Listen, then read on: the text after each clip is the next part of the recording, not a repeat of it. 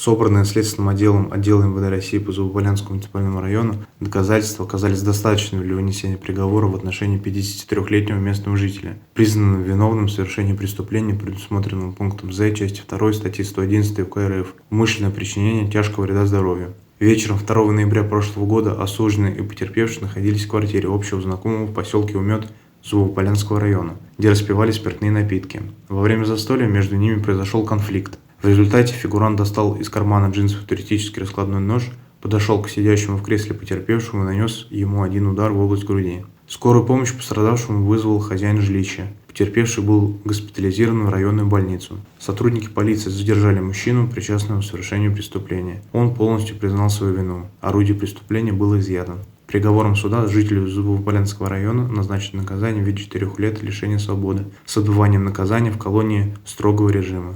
Андрей Тюркин, старший следователь Следственного отдела МВД России по Зубополянскому муниципальному району.